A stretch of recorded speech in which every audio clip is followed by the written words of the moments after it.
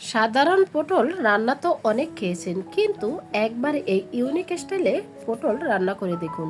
ছোট বড় সবাই আঙ্গুল চেটে খেতে বাধ্য হবে। এই রান্নার সবচেয়ে বড় আকর্ষণ হলে এর শেষে বিশেষ ফোড়ন, যা পুরো রান্নার গ্রান ও স্বাদকে এক মুহূর্তে বদলে দিবে। তাই ভিডিওটি লাইক দিয়ে শেষ পর্যন্ত দেখুন। আশা করি আজকের সাধারণ পটল দিয়ে অসাধারণ ইউনিক রেসিপিটি আপনাদের কাছে অনেক অনেক ভালো লাগবে। হ্যালো এভরিওয়ান, আসসালামু আলাইকুম, welcome back to my channel. আপনারা সবাই কেমন আছেন? আশা করি যে যেখানে আছেন সবাই অনেক অনেক ভালো আছেন এবং সুস্থ আছেন। কাছে অথবা দূরে, দেশ অথবা দেশের বাহিরে যে যেখান থেকে আমার ভিডিওটি দেখছেন সবাইকে অসংখ্য ধন্যবাদ। সবার জন্য অনেক অনেক দোয়া এবং শুভকামনা রইল। আমার চ্যানেলে নতুন হলে চ্যানেলটি সাবস্ক্রাইব করে বেল অন করে রাখতে পারেন নিত্য নতুন সাধারণ জিনিস দিয়ে অসাধারণ রেসিপি এবং টিপস পাওয়ার জন্য। আর ভিডিওটি বেশি ভালো লাগলে একটি শেয়ার করে সবাইকে দেখার সুযোগ করে দিবেন। আপনাদের একটি শেয়ারে অনেক অনেক আপু ভাইয়াদের উপকারে আসতে পারে। চলুন দেখে নেওয়া যাক বিশেষ ফোড়ন দিয়ে মজাদার ইউনিক পটলের রেসিপি। এখানে আমি মাত্র 6 পিস পটল নিয়েছি। পটলের উপরের আবরণটা আমি একটি ছুরির মাধ্যমে ফেলে দিচ্ছি। আর পটলগুলো আগে আমি ধুয়ে নিয়েছি। যেহেতু বাজার থেকে পটলগুলো আনার পর ধুলাবালি অনেকটাই থাকে, তাই আগে ধুয়ে নিতে হবে। আর এই রেসিপিটি যদি স্কিপ করে দেখেন তাহলে কিছুই বুঝবেন না। স্কিপ না করে শেষ পর্যন্ত দেখুন। আর কে কোন জেলা থেকে আমার ভিডিওটি দেখছেন অবশ্যই কমেন্টের মাধ্যমে মূল্যবান মতামত রাখবেন। তো এক এক করে এখন 6টি পটলের উপরে সবুজ আবরণটা আমি ফেলে দিচ্ছি। আপনারা এই পটলের রেসিপিটা যখন করবেন পটলের পরিমাণটা কমিয়ে অথবা বাড়িয়েও নিতে পারেন, কারণ এই রেসিপিটি পোলাও বলেন, বিরিয়ানি বলেন, ভাত বলেন, সব কিছুর সাথে একদম পারফেক্ট। পটলগুলো ধুয়ে পরিষ্কার করে নিয়ে আসছি, আর কিভাবে কেটে নিছি দেখি বুঝতে পারছেন। ঠিক এইভাবে কেটে যদি পটলগুলো ভাজি করেন একদম ফুলের মতো তৈরি হবে। দেখতে যতটা সুন্দর, খেতে কিন্তু তার থেকে বিশেষ মজার হয়। আর এই পটল ভাজিটাতে আপনারা বিশেষ এই ফোড়নটা অবশ্যই দিবেন, তাহলে খেতে কিন্তু আরও দ্বিগুণ টেস্টি হবে। তো এক এক করে আমি সবগুলো পটল ছুরি দিয়ে ঠিক এইভাবে কেটে নিছি। আপনারা চাইলে বটি দিয়েও কেটে নিতে পারেন। পটল রান্না এবং ভাজা আমরা তো অনেকেই অনেক রকম করেই খেয়েছি, কিন্তু এইভাবে যদি কখনো খেয়ে না থাকেন একবার হলো বাসায় ট্রাই করে দেখতে পারেন। আশা করি যারা পটল খায় না তারাও কিন্তু খুব পছন্দ করে খেয়ে নেবে, কারণ গরম ভাতের সাথে এই পটলের রেসিপিটা খেতে কিন্তু দারুণ লাগে। তাই এক এক করে আমি সবগুলো পটল দুই পাশ থেকেই কেটে নিয়েছি। পটলগুলো আমার কাটা হয়ে গেছে। এখন আমি একটা বাটিতে তুলে নিচ্ছি। তারপর আবারও পানি পাল্টিয়ে ধুয়ে নিচ্ছি।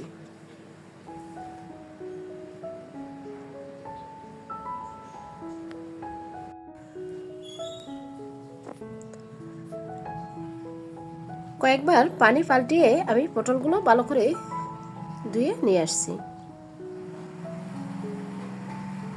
এখন আমি অ্যাড করে দিচ্ছি স্বাদ মতো লবণ, হাফ টেবিল চামচ হলুদের গুঁড়া, কালারের জন্য কাশ্মীরি মরিচের গুঁড়া হাফ টেবিল চামচ, আর দিয়েছি হাফ টেবিল চামচ সবজি মশলা।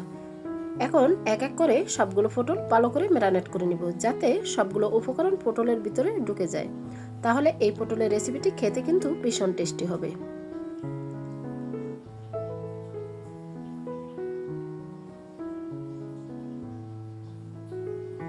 বন্ধুরা, ভিডিওটি স্কিপ না করে শেষ পর্যন্ত অবশ্যই দেখবেন। আশা করি আজকে সাধারণ পটল দিয়ে ইউনিক একটি অসাধারণ রেসিপি আপনাদের কাছে অনেক অনেক ভালো লাগবে। তো ম্যারিনেট করা হয়ে গেছে, এখন আমি রেস্টে রেখে দিব একপাশে। এখানে আমি কেটে নিচ্ছি বড় সাইজের 2টি পেঁয়াজ। পেঁয়াজটা একদম কুচি করে কেটে নেব। আর পটলটা এইভাবে সব ধরনের মশলা দিয়ে ম্যারিনেট করে রেস্টে রেখে দিতে হবে। তাহলে এই পটলটা যখনই ভাজি করবেন খেতেও কিন্তু ভীষণ টেস্টি হবে। আর যদি হাতের কাছে আপনাদের সময় না থাকে তাহলে সাথে সাথেই ভেজে নিতে পারেন। তো এক এক করে আমি পেঁয়াজগুলো কেটে নিয়েছি। তারপর আমি কেটে নিয়েছি এখানে কাঁচামরিচ। এই পটল রেসিপিতে কাঁচামরিচটা দিলে ঝাল ঝাল হলে খেতে কিন্তু ভীষণ টেস্টি হয়। তার জন্য এখানে আমি পরিমাণ মতো কাঁচামরিচ মাঝখানে ফালি দিয়ে কেটে নিচ্ছি। তো মরিচ এবং পেঁয়াজ কাটা হয়ে গেছে, এখন আমি একটি প্লেটে তুলে নেব।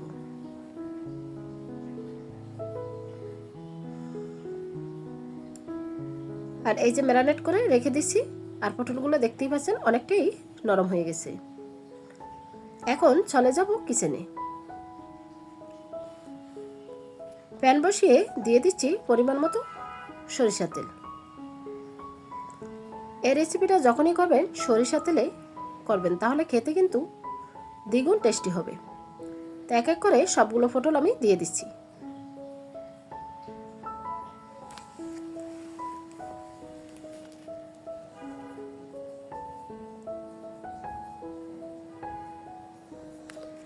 পটলগুলো দিয়ে নেড়ে ছেড়ে নিচ্ছি।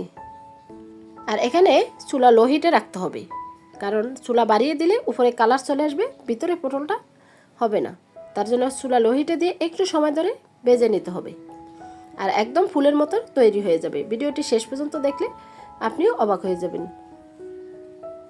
এই পটল দিয়ে যে এত সুন্দর ফুলের মতো ডিজাইন করে ফ্রাই করা যায় তা অনেকেরই না জানা। তা আপনারা একটু শেয়ার করে দিবেন, তাহলে অনেক অনেক আপু ভাইয়াদেরও উপকারে আসবে।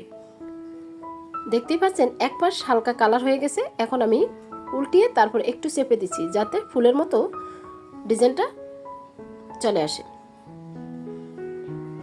ঠিক সেম প্রসেসেই আমি পটলগুলো উল্টিয়ে তারপর চেপে চেপে দিচ্ছি, তাহলে ভিতরে যে পটলের পানিটা থাকবে সেটাও বের হয়ে যাবে, আর পটলটাও খুব সুন্দরভাবে ভাজা হবে। বন্ধুরা, ভিডিওর মাঝে এবং ভয়েসের মাঝে ভুল ত্রুটি হলে ক্ষমার দৃষ্টিতে দেখবেন, আর সবাই সবার জন্য দোয়া করবেন।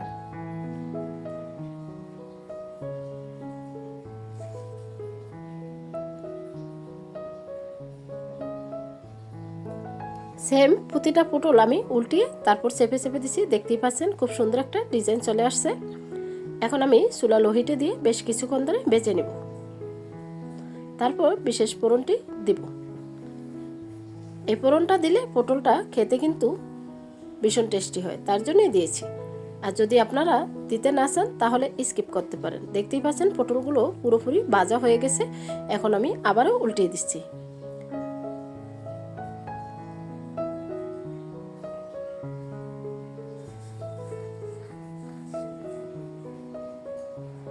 এখন আমি পটলগুলো একটা প্লেটে তুলে নিব।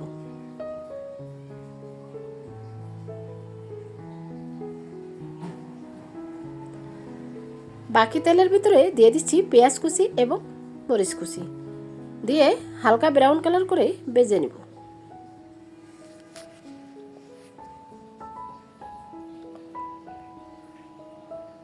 হালকা ব্রাউন কালার করে ভাজা হয়ে গেছে। এখন অ্যাড করে দিয়েছি এখানে হাফ টেবিল চামচ মৌরির গুঁড়া। মৌরির গুঁড়াটা দিলে এই পটল ভাজিটা খেতে কিন্তু ভীষণ টেস্টি।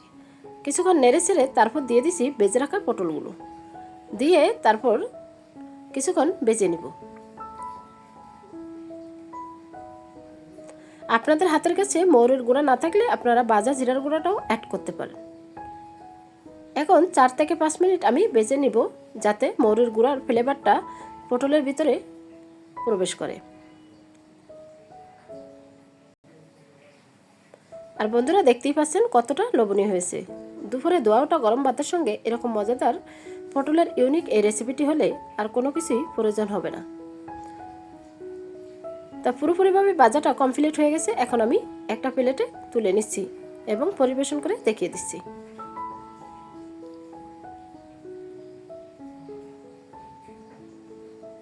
আর দেখতেই পাচ্ছেন বন্ধুরা কতটা লোভনীয় হয়েছে, আর একদম ফুলের মতোই ডিজাইনটা হয়েছে। আর এই পটলগুলো একদম সফট, দেখতেই পাচ্ছেন আপনারা। আমি চামচ দিয়ে চেপে চেপে দেখিয়ে দিচ্ছি। তো বন্ধুরা, আজকের মতো এখানেই বিদায় নিচ্ছি। আবারও দেখা হবে আপনাদের সাথে নেক্সট কোনো রেসিপির সাথে। ততক্ষণ আপনারা সবাই অনেক অনেক ভালো থাকবেন এবং সুস্থ থাকবেন। নিজের খেয়াল রাখবেন, পরিবারের খেয়াল রাখবেন, আর সবাই সবার জন্য দোয়া করবেন। আর আমার চ্যানেলটি সাবস্ক্রাইব করে সবসময় পাশে থাকবেন। আসসালামু আলাইকুম রহমতুল্লাহি ওয়া বারাকাতুহু। আল্লাহ হাফিজ।